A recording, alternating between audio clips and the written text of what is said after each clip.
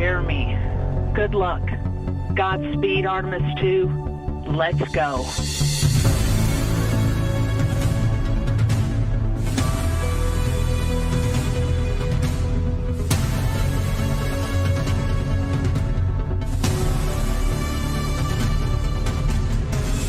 It was an amazing ride uphill. We have good separation, good motion. Houston is go for TLI. We have the start of the translunar injection burn that will send the crew around the moon, the first humans to do so in over 50 years.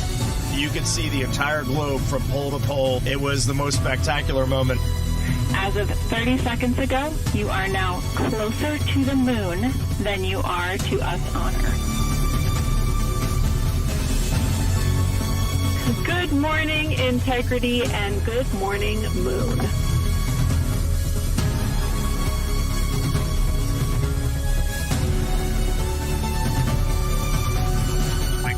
Of Earth in window 1. We look like we're smiling at you.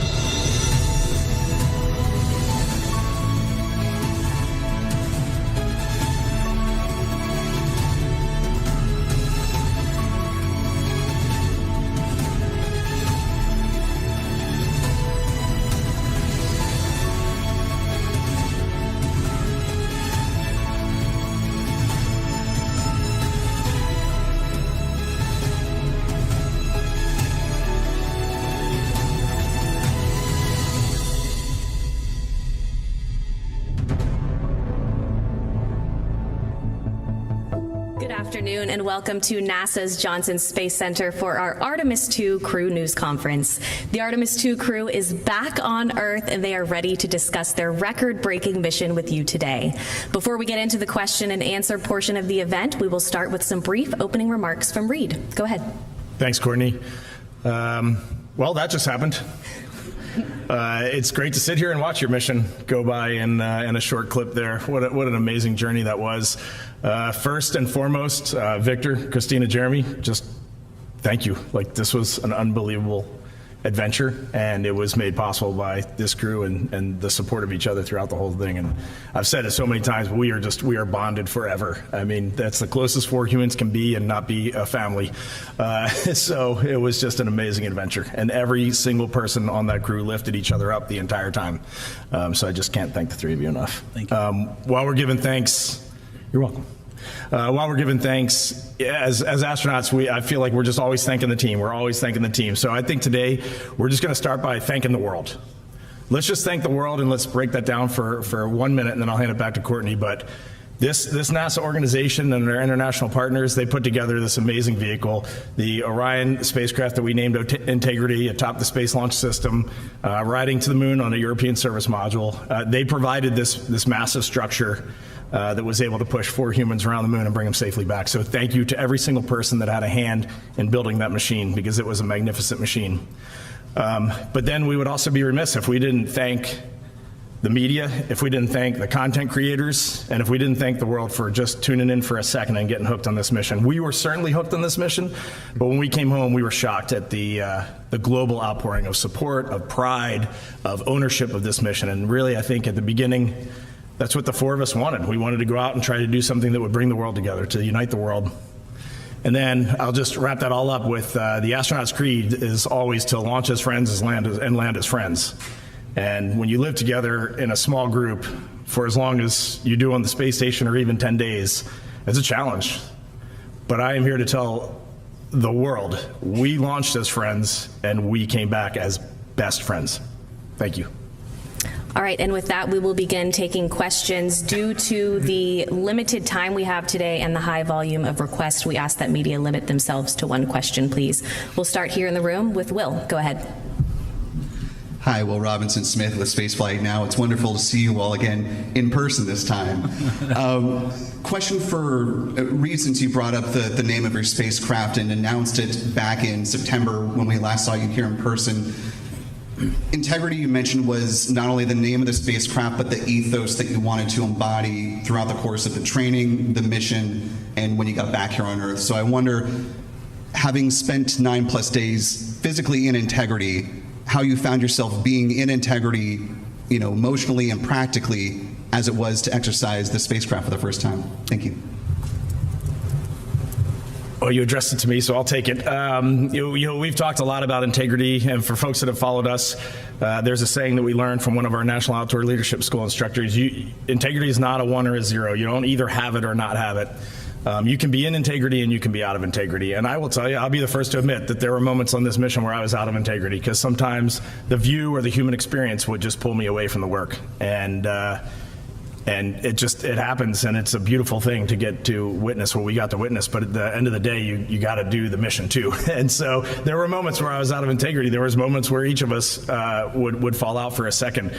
But the coolest part of that word, I was reflecting on last night, like, we named that spacecraft integrity, and it just kind of coalesced this thread in the 4 of us. And whenever someone would slip out, it was amazing to watch the other 3 pull them back in. And what a glorious thing. Anybody want to add anything for integrity? It's just such the perfect name for this group and this spacecraft. We're going to take a few more questions here in the room and then go over to our phone bridge. Just a reminder for those on the phone bridge to please press *1 when you're ready to enter the queue. Go ahead. Hi, I'm Nick Notaria with ABC 13. I want to talk to you all about the magnitude of what you all just did.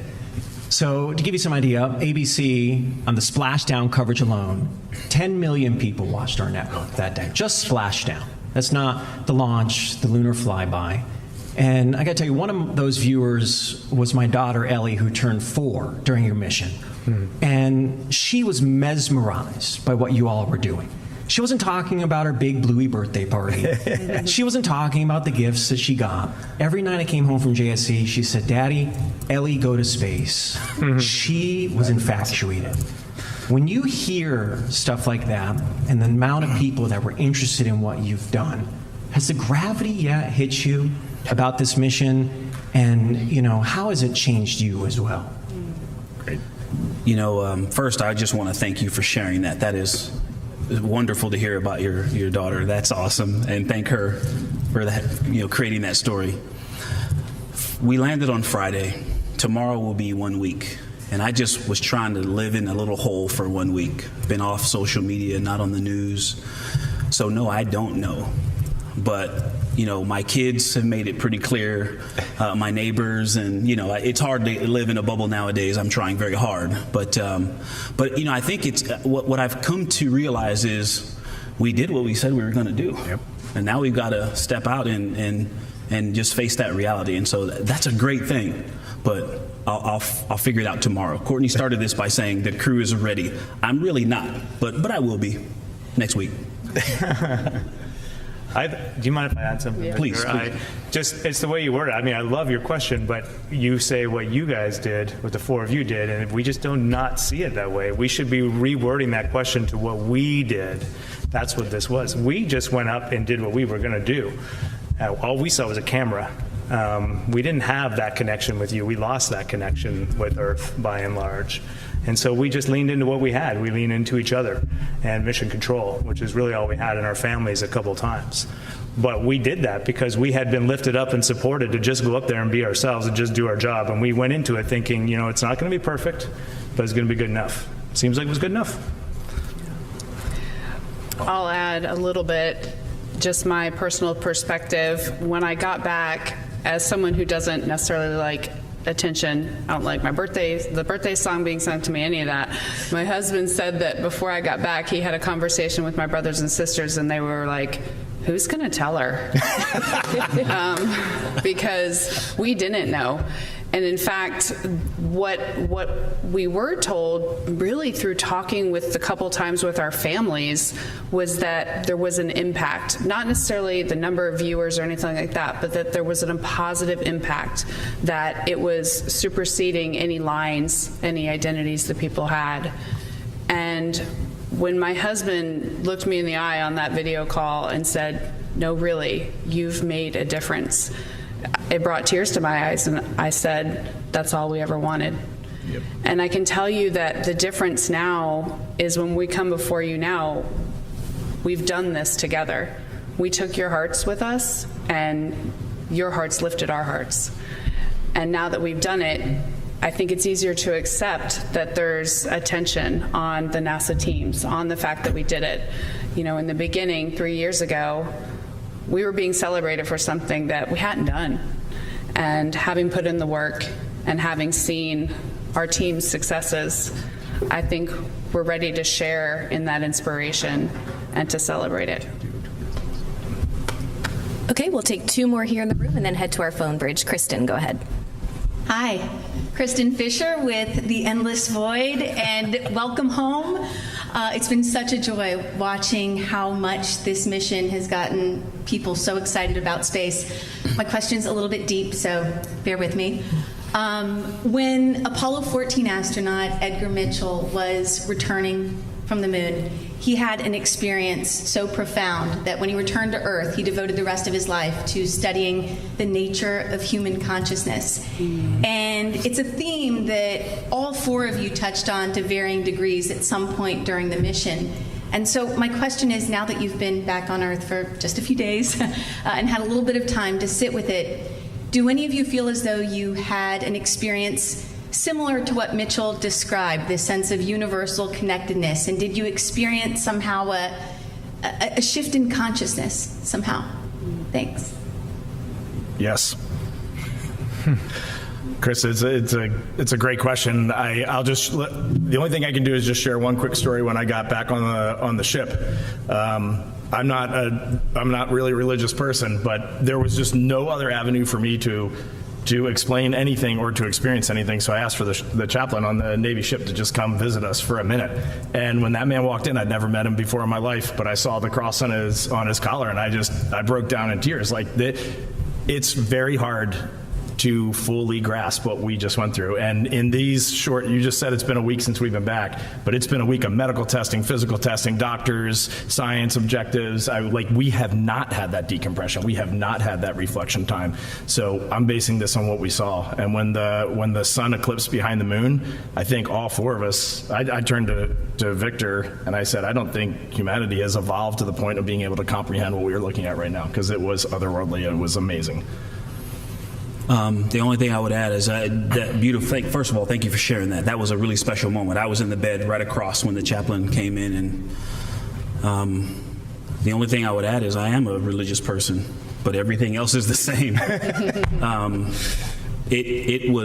There is something in there, and as we start to process, I'll have to tell you next week, but haven't had a chance to really unpack it all yet. All right, we'll take 1 more here in the room and then head over to our phone bridge. Yeah, maybe not as deep, but connected. Keith Garvin with KPRC2 here in Houston. Thank you so much for taking us on your journey, and so glad that you're home. With the technology that we have today and what we can do with videos and pictures and social media, it can still be very hard for one to convey exactly what they're seeing to everyone else. What is the most remarkable, or one of the most remarkable experiences that you all had that just couldn't be fully properly conveyed through pictures and video? And that's for any of you. I can start. I was going to answer Kristen's question a little bit too, and I think these tie together. I've been trying to find words for it, and I don't really have it yet, but we just saw so many amazing things. And people ask what's the most amazing one, and you can't pick one. There's just so many amazing experiences we had. But overall, where I keep coming back to is what kept grabbing my attention when the lighting was right and we were looking at the window, is that I kept seeing this depth to, I guess, the galaxy, for what we were visually observing out there, this depth to the galaxy that I just had never experienced before. And it's not that I could tell which stars were really closer and further, because it has to do with how bright they are, but because of how bright they are and their differences, they look like you can tell where they are in 3D. That was mind-blowing for me. And then you see the same thing with the moon and the Earth. You're viewing them from this new perspective, but this perspective with 3-dimensional depth. And I've heard Christina talk about this a lot. We're all kind of struck by these things that make us feel small. And that the sense I had was this sense of fragility and feeling small, infinitesimally small. But yet, this very powerful feeling as a human being, as a group. And that is what, to me, is what I would try to share. I saw it in all these sites over and over again. I kept seeing that same thing and that same feeling. Small and powerless, but yet powerful together. Beautiful. Okay, we'll head over to our phone bridge. Our next question is from Nell Greenfield with NPR. Hey, welcome back, everybody. Tell me about your sleep. Have you been having any dreams of the moon? And if so, what have the dreams been like? Take this one. I've got a couple things I can say on that. One, been sleeping great since we got back. We are tired, so I think our bodies were ready to accept any time zone of sleep that we offered it. And what I've noticed, which is completely different from my first flight, and surprisingly so, since my first flight was so long, is every time I've been waking up, or in the first few days, I thought I was floating. 100%. I truly thought I was floating, and I had to convince myself I wasn't. And even after 328 days in space on my previous mission, I never did the thing where you think something will float in front of you. I've done that on this return for some reason. I put a shirt in the air and it went. It actually surprised me.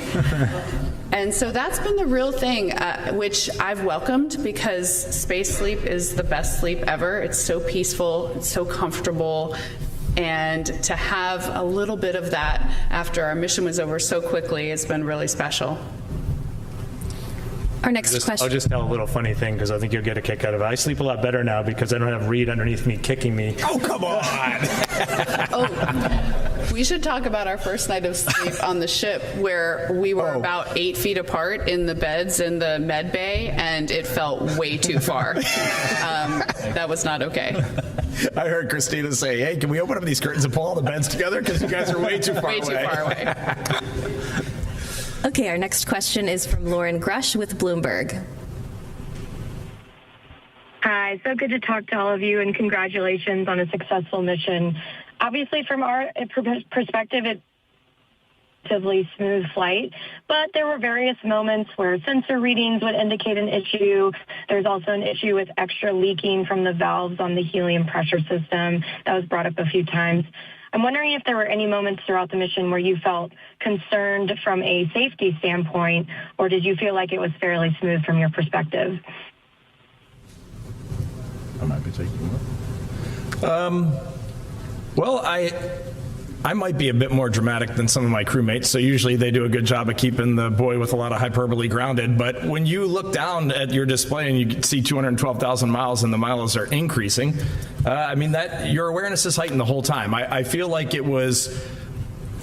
I was looking at all four of us. I was looking at myself reflecting as well every day, and I was just looking for signs of agitation or signs of stress or signs of anxiety or tension. In fact, I think one day we were in the med kit and we found some medication for that purpose. And we were like, wow, I just can't even imagine taking that. Like we were really good. We were really, really good and really supportive of each other. But you always know in the back of your head that something could go wrong. And I think that just builds a little bit of anxiety. And you're right. We did have, we had some pressure leaking through our PCA assembly, which I'm sure we'll talk more about in post-flight. We had some vent line issues on the toilet that were a little bit problematic for us on the primary vent line. And then we had a few cautions and warnings that came up from time to time. And those they always get your attention. We had a smoke detector go off on the next to last day. I mean, you want to get somebody's attention really quick? Make the fire alarm go off in your spacecraft when you're still about 80,000 miles from home. And that starts off an automated sequence of shutting down the ventilation and the power system. And that was, it was tense. It wasn't scary, but it was tense for a few minutes until we got things reconfigured.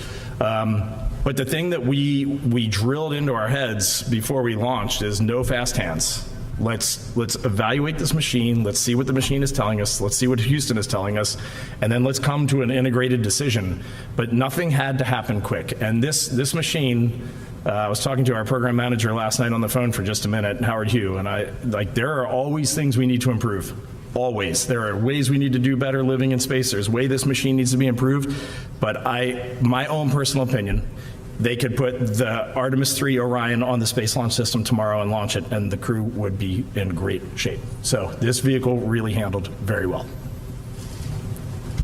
All right, next up, we are going to head over to the Canadian Space Agency for 2 questions. Yeah, hi, Sarah Levitt from CBC News. Question for Jeremy. I wanted to ask about if you've had a chance to take out the garbage since your wife was griping about chores while you were away. But I have a more serious question.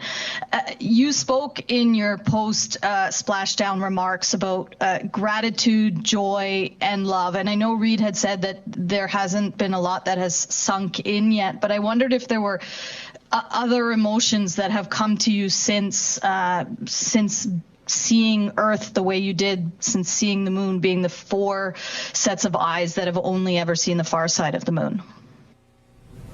I think what I've reflected on, and Reid covered it in his opening remarks, is I found it really refreshing to find out how people have followed the mission and been creative with the mission, and there's lots of funny stuff online, and that really resonates with me a lot. And it just reinforces something I already knew, but humans are just great people in general. We don't always do great things. We're not always in our integrity, but our default is to be good and to be good to one another. And what we saw once we've gotten back, the little bits, I haven't seen a lot yet, but I've seen a bit. And what I've seen has brought me more joy, but more hope for our future. And I just can't wait to see what we do with it next. Okay, we should have one more question from CSA. Hi, my name is Elise Allard. I'm from Radio-Canada, French CBC in Montreal. I have a question for Jeremy Hansen en français. J'aimerais savoir de quelle façon cette mission-là vous a changé, à la fois psychologiquement, mais aussi physiquement, après tous les tests que vous avez passés. Est-ce que vous avez eu des changements physiques et psychologiques? Good. Physical and psychological changes from the mission. Pour moi, les changements physiques, ce n'était pas une grande chose, même en arrivant dans l'espace et après ici sur la Terre. Et ça, c'est une bonne chose. J'étais capable de passer la mission et juste faire mon travail. Alors, c'est une bonne chose, ça. À l'autre côté, ça n'a pas vraiment changé le moyen j'ai vu le monde, nos vies, mais ça a renforcé ça beaucoup. J'ai lancé avec le point de vue que la collaboration pour l'humanité, c'est la prochaine chose qu'on doit continuer à travailler dessus. Et en vue la Terre, de le point de vue de la Lune, ça a renforcé cet but, cet objectif pour l'humanité. Alors j'ai un nouveau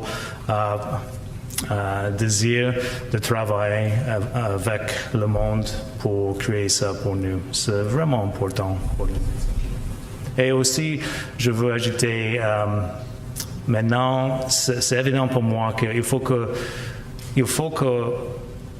nous prendre des grands risques pour arriver à des grands bénéfices. C'est vraiment évident pour moi. Ça vaut la peine. I was just saying, psychologically, really, sort of what I was talking about before is that it hasn't changed my worldview so much as it's reinforced just the need for us to collaborate on this planet. And like Christina said in her remarks when we got back, I mean, we really are a crew, and that really resonates with us.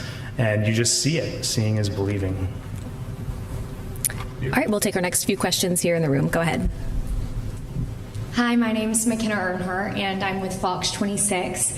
My question would be, Victor, when I was watching you as y'all were watching the video of y'all coming back down, and I heard you say, I felt that, or I saw you say that. What were you feeling when you come from deeper in space than we've ever been to then you can see the ocean again? What did you feel? What was your body telling you? Thank you. Great question. And I'll keep my face quiet more next time. No, the moment, well, first of all of the things. That was a very intense 13 minutes and 36 seconds. That moment was when the drogues released, and then the pilot chutes and the mains came out. In Dragon, I've experienced a similar entry, and in Dragon, the drogue chutes don't release the same way and in the same sequencing. And so I don't remember feeling back to free fall from having drag or G on the vehicle. I think those actually are still connected to the vehicle as the main chutes come out. On that vehicle, I remember feeling the yo-yo, though, as the parachutes were breathing. I could feel that 30, 20 feet moving up and down. But when the drogues cut away, we went back to free fall, and watching that on the video felt almost the same way it felt in the video, or in the vehicle. I would tell you, I've never been base jumping, I've never been skydiving, but if you dove off a skyscraper backwards, that's what it felt like for 5 seconds. And then the mains, the pilots in the mains came out, and it was glorious. Okay, we'll take our next question right here. Go ahead. Hey guys, I saw Christina posted you brought some Super Bowl confetti from the Eagles up there with you. I'm just curious if anybody else brought anything sports related or something that you absolutely had to take up with you. Yeah. Oh, from a general sense, we all do get a very small allocation, mass allocation, and on this vehicle it's very small. So we were just trying to think of things we could take. Like I took a couple notes from friends and things that I had written down, some great quotes, and then I just, on my way out of my house, I just grabbed this bracelet, which my daughter had made for me a couple years ago.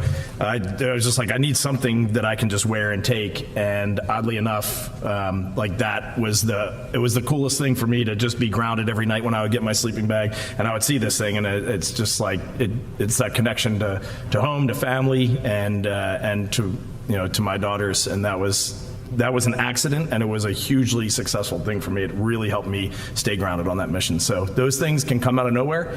Things that were so important to you when you launch can be less important in space, and things that were just an afterthought in space can become the absolute most important thing that you can possibly take. So I think overall we did a pretty good job with that. And I've said it before, but just listening to them communicate with their families on those tiny little moments that we got to communicate with our families. We each got 2 chances to call. And for me, that's one of the most lasting impacts of this mission, was listening to your friend and crewmate go into this other world with this headset on for 15 minutes and giggle and laugh, and every one of us cried. I mean, nobody didn't get through those things without crying.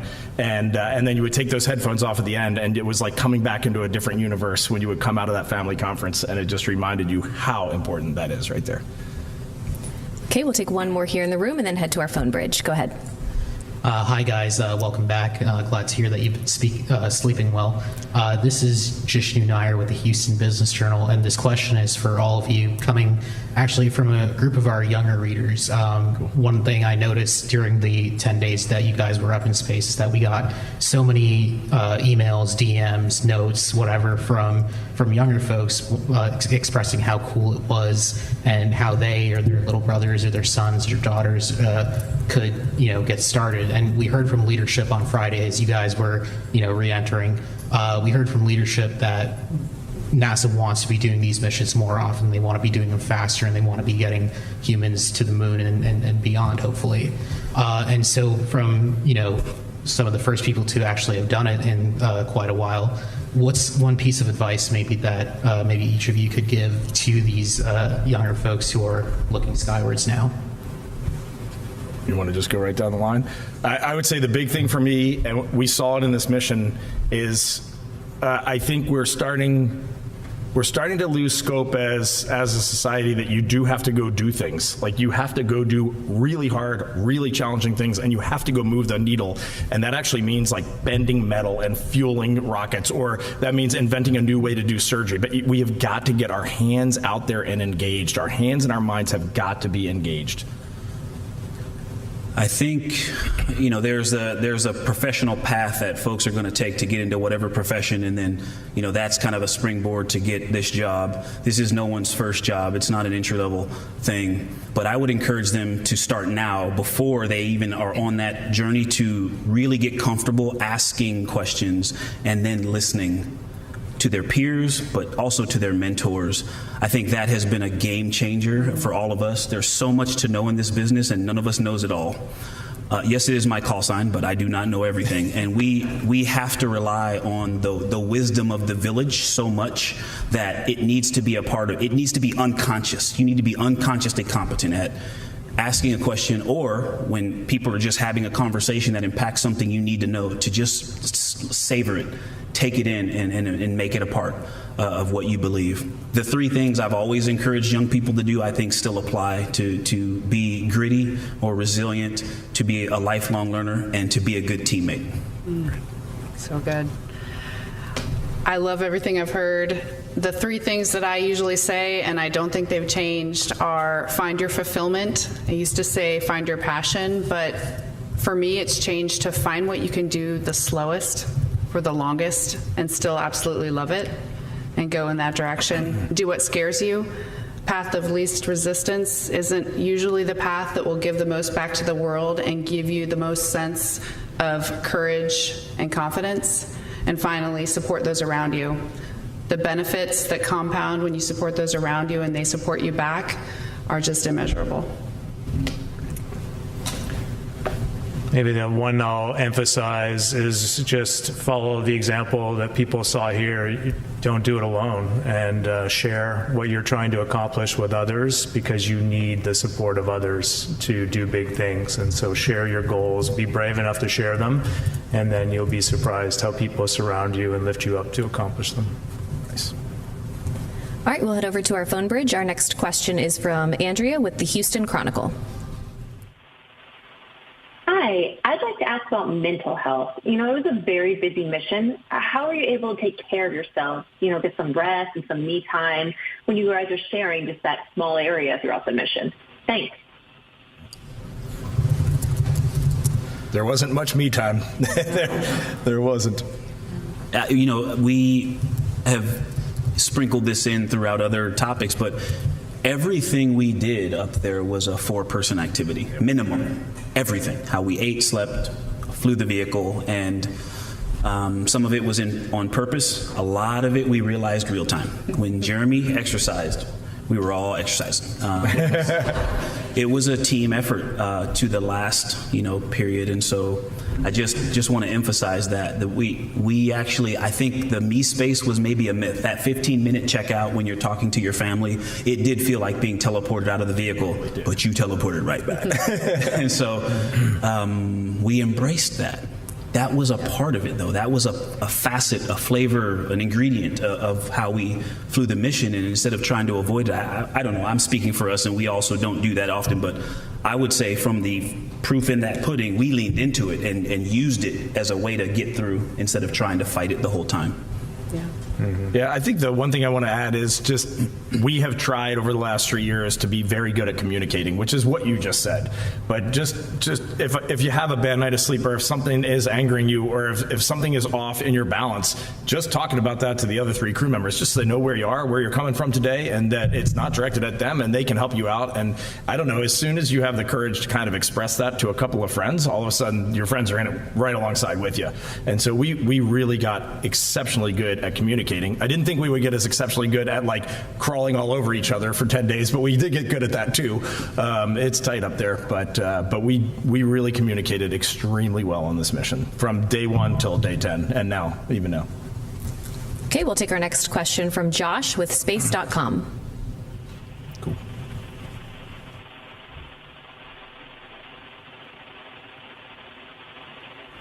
Josh, if you're talking, we can't hear you.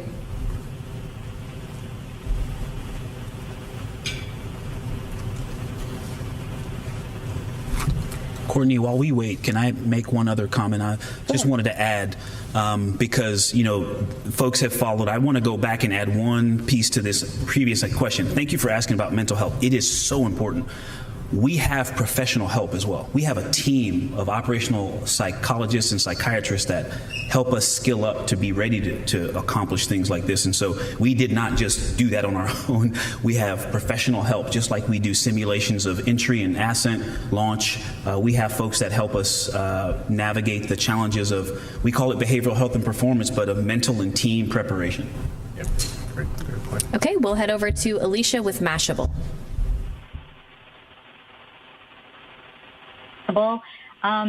Before 2025, NASA repeatedly stated that the first Artemis moon landing would see the first woman and the first person of color on the moon.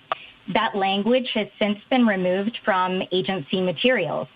I'd like to ask each one of you, do you believe NASA should still adhere to that original commitment for the first landing mission, and why? It's good. It's a good question. Yeah, it's a great question. Our understanding of that statement was basically that the Artemis campaign as a whole will usher in an era where that is true, and that it would happen naturally because our astronaut corps, because of decisions we made collectively decades ago, represents our entire country and our entire world in many ways. We're proud of that. We're proud that the people in our corps achieve excellence and strive for excellence in all the same ways. And the fact is, you don't have to try too hard to make that come true, to make that be the reality of this mission. You'd actually have to try harder to not make that be true in the astronaut corps that we have. And I do think that's something to celebrate, that decades ago we made the decision that everyone who has a dream gets to work equally hard to achieve that dream, and that if we're not going for all and by all, we aren't answering humanity's call to explore, which is what we do here. Perfect. All right, our next question is from Claire Cameron with Scientific American. Hi there. I just wanted to ask a little bit more about, some of the challenges that y'all face on the spacecraft. Particularly, a lot of our readers were particularly interested in the toilet problems. I just wondered if you could speak to that and if there's anything that you wish was different on the capsule or had been better or improved. I do not mind starting this. We probably all want to throw a little bit in. I just want to say 100% point blank, that was a wonderful toilet. The toilet worked great. Where we had an issue, and it was an issue for sure, is that our primary vent line, which takes, when you go to the bathroom at the end of doing that, you flush the toilet flushed just fine, but then when the liquid went out the bottom of the toilet, it got clogged up in our vent line, and our tank can only hold about maybe I'm guessing like under 10 urination events, I guess that tank can hold, and then it's got to be dumped. And for the first 2 days of the mission, it was fun to watch that thing get dumped. I mean, that is an interesting thing to see out the window. It's just like a billion little tiny flecks of ice heading out into deep space. But that primary vent line got clogged or gunked, or we'll wait and see exactly what the technical reason was, and that put a limitation on us. So I definitely, for those great engineers that made that toilet, I don't want them hanging their head low. They should hang it very high. It was a great piece of gear. And then what did we learn? Like, there's always things we need to improve. I think the thing, just speaking for myself, the thing that really surprised me on this mission was how well the spacecraft handled and how well the machine supported the 4 humans on board. We were a little cold the first 2 days. They warmed it up. They fixed everything that we asked. The thing that we need to probably work on for the next mission is now we know the things that we didn't know before we launched. Like, when you want to go into a bag and get lunch, but you got to dig through 1,000 different things to get to lunch, it makes it really hard and cumbersome to eat on a very busy day. There are different ways that we could manage the cabin during workout. Like, we have learned all these little nuances that we can make Artemis 3, 4, 5, just bring the gains down on those things so that they can focus, which we've always said on their task, rendezvousing a spacecraft in orbit, getting on the lunar surface, and building a sustainable presence on the moon. Like, we hold the key to that lock, and we've already started debriefing so that they don't have to worry about that lock. Our next question is from Robert Perlman with collectspace.com. Thank you, and let me say thank you first for the most amazing days following your journey. My question is for all of you. If the U.S. Postal Service wanted to repeat Apollo 8 history and issue a stamp based on just one photograph that you returned from your mission, what one photo would you choose, and who among you took it? The 4 of us hugging where his face is hanging out the bottom. That's the stamp I want. Yes. Yes. The country does not need that. It does. Yeah, we need it. I think something that we all feel and we try to share is how much we want to reflect back to you all how we did this. Not we as a crew, we as countries and as humans did this. And so what popped into my head as you were asking that is the picture of the Earth as we started to go farther from the Earth, and we've got this beautiful one where you can see the northern lights because when we were getting really close to the moon, talking about looking at you and how beautiful Earth is, that represents how far we were, but it shows you. I cannot overstress that. Like we did this together. And so that picture to me is at least representative of a lot for this mission. I also haven't looked through many of the pictures. Like I said, I've been in my hole for almost a week. And we are very intentionally not trying to take individual photo credit for things, but can I share that specific one? He took that picture. And he worked really hard he captured a lot of things that we did not think we would be able to get on film. And so that picture was Reid Wiseman, and it was not the first try. He made the adjustments to the camera and got a great picture. So yeah, congrats. It was awesome. It is awesome. All right, we'll head back here in the room, right here in the middle.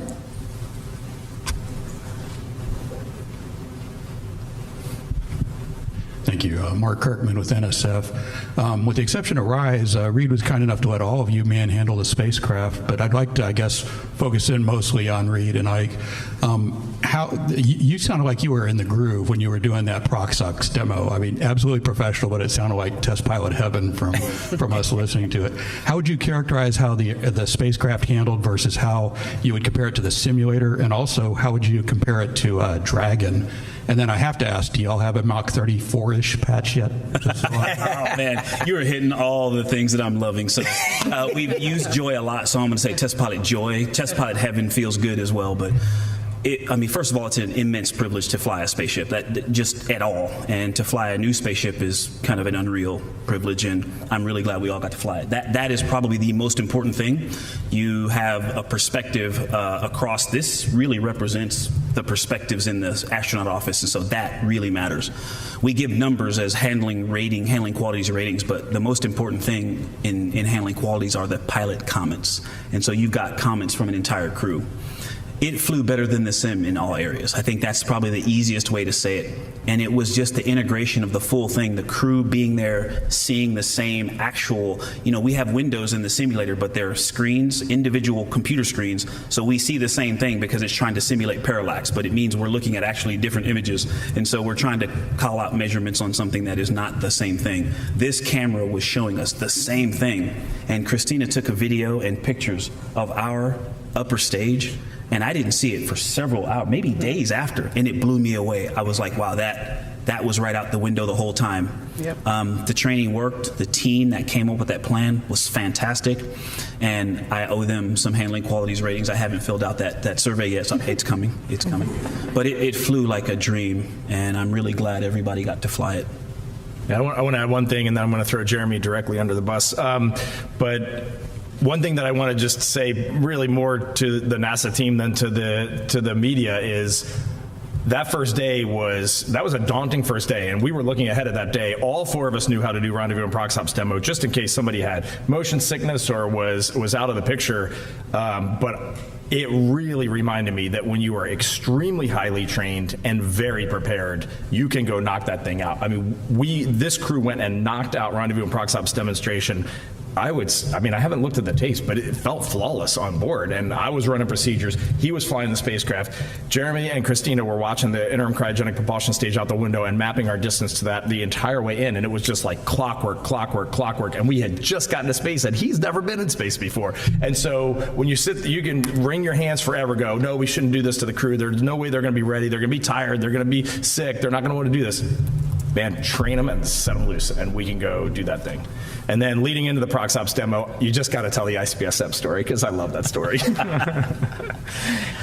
the simulations, we were all worried about, what if we don't separate? There's a few procedures you have to run. There's a couple of different flavors of this, and trying to tell whether you've separated, and the camera views, et cetera, et cetera. And then when it came right down to it, we're floating there, we're waiting for separation, and all of a sudden, bang, a loud bang, we're all pinned to the floor. We all looked at each other like, well, I guess we separated. Or it exploded. I think Jeremy turned, he's like, I think we just got ejected off of that thing. Like, it was the biggest force we felt on the whole mission. Those are some legitimate spring pushers. Yeah. Thanks. It's in work. The patch is in work. We the number that we saw on the displays, and I was very in tune with what Orion thinks it's going to do. It was 38.8 Mach. 9 was the Mach. And so, a patch is in work, but it depends on how you measure that number. It's actually challenging to measure from space. So there will be a new one coming out when we figure it out. We'll take our next question from Eric. Go ahead. Eric Berger, Ars Technica, congratulations on a great mission. It was really fun to follow. Question for when you were flying by the moon. Now, a couple weeks before you guys launched, NASA had this ignition event in D.C. where they talked about the moon base. And I'm just wondering, knowing how difficult it was for you for this mission, all it entailed, the training, the launch, and getting out there to the moon was a pretty rigorous endeavor. How realistic are you feeling about humans actually going to the moon, going down to the surface, putting down roots there, staying, and actually establishing some kind of semi-permanent settlement, doing something quite different than we did in the 1960s with Apollo? Yeah. Well, I think we probably haven't talked about this exactly as a crew. We talked about how that ignition event made us feel prior to the mission, which was that it pumped us up. We were very much lifted up by the notion that we would get to contribute to astronauts doing this all over again much sooner than we thought, that we were going to be focused on the moon base, on surface operations. And I would say, if nothing else, we are feeling even more excited and just ready to take that on as an agency. A couple things contribute to that. One is how well the team and the spacecraft took care of us. We had things on this mission that you might think weren't really necessary in just a quick shot to the moon, but we made it happen. We exercised along the way. It is a great example. When we got back to Earth, we all, within 1 or 2 days, were in surface spacewalk suits doing surface geology tasks and doing them well and able to complete an entire battery of very challenging surface tasks in a spacewalking spacesuit for surface missions. There's just so many examples where we've shown that we can, all of the analysis that we do prior to missions, all of the talking that we do, all of the what ifs, all of the just coming up with every possible operational workaround for anything you might encounter, we can do that, and we do. So we figure out all these things that could go wrong, all the extra resources it's going to take to do these things that sound completely outlandish and impossible right now. But the truth is, accomplishing the near impossible is exactly what we do and what we just showed that we could do. I don't really want to add anything to that because that was so perfect. I'm going to say one last little thing, which is I did have a little weird technical epiphany, Eric, while we were out there, which was we just went 250,000 miles away. And I'm telling you right now, if we had a first flight lander on board that thing, I know at least 3 of my crewmates would have been in it trying to land on the moon. The jump, when you think about Apollo 8 went around the moon, 9 stayed in Leo, 10 almost landed on the moon, and I've talked to a few of those gentlemen in the past, and they said if they had enough fuel, they would have done it. It's not, I'm going to eat these words. It's not the leap I thought it was. Once we're around the moon, we're in the vacuum of space, we got a 6-off vehicle that's handling great. If you had given us the keys to the lander, we would have taken it down and landed on the moon. It is not the leap I thought it was. It's going to be extremely technically challenging, but this team needs to show up every day knowing it is absolutely doable, and it's doable soon. This mission taught me that the unknown is way scarier than the known. Every single time we accomplished a mission test objective, we all looked at each other and were like, that actually went pretty well. That was actually not necessarily easy because it took a ton of work, but it was easy to accomplish as a team because we had put in the work. We know how to put in the work to make it accomplishable when the time comes. Awesome. I think, Eric, I'd like to add something that I think you're pulling at too is, I agree with everything that was said. We have to be willing to accept a little more risk than we were willing to accept in the past, and to trust that we will figure it out in real time. We're not going to be able to pound everything flat before we go. We're going to have to trust each other and crews and mission control to work through real problems. And it was very evident to us out there, this went really smoothly, super smoothly. I'm not surprised. Extraordinary team, a lot of work was done in advance. But it was also very clear to us that it could get pretty bumpy. Yep. And whoever is going out there to do those things got to understand it could get real bumpy real fast, and it has to be ready to take that on. Hey, since everybody spoke, I'm going to just say one thing. Eric, it was awesome to hear you start this off by saying something was fun. Thanks, brother. Okay, we'll take one more question here in the room and then head to our phone bridge. Mark, go ahead. That's great. Mark Carreau with Aviation Week in Space Technology. Awesome. How much longer will you be in post-mission Johnson care, and have you found that to be a valuable part of the mission? Oh. That's a good question. So, the program we use for flying to and from the International Space Station is kind of the cut and paste what we started with, and then we whittled it away and tried to make it appropriate for this mission duration. So there is a dedicated 2-week period of medical checks, science collection, and strength and conditioning, rehabilitation, readaptation. And then there's out to 4 months where we're going to do the public affairs and appearance events. There's about a 45-day cutover where we're actually the person we work for will change. So there's a sort of a gradual redeployment or a gradual move out of the post-flight. But it started off with the same basic plan that we use for ISS, knowing that this is a short mission, so we may not need reconditioning for 30 or 45 days like I did post-ISS. And we've just been trying to tailor it. One reason, though, that it's really important, I felt like $1 million on Friday. Yep. So today I'm up to $1,006,000. But it's important for us to run these processes out because we are still making changes and learning ways that we're going to support the 30 and 45-day missions of Artemis 3, 4, 5. And so it's really important for us to keep practicing, keeping our heads in the game. Yeah. All right, we will head back to our phone bridge. Josh with space.com. Let's try this again. Hi, Josh Finner, space.com. Hope you can hear me this time. Can y'all hear me this time? Hello? Yes, we have you loud and clear. Oh, excellent. All right. So I'm curious, as you have each been looking for the words to relay this experience to your family and friends and colleagues since your return, everyone has their own perspective of viewing the narration of their story. And I'm wondering, once Hollywood gets a hold of this story and makes the Artemis II movie that I'm sure will inevitably be made, what part of this mission needs to be told, in the most crucial, specific way possible? What part of this mission tells the story that Hollywood needs to get right? I would just start by saying a movie wouldn't do it justice. It has to be a series. There's so much to talk about.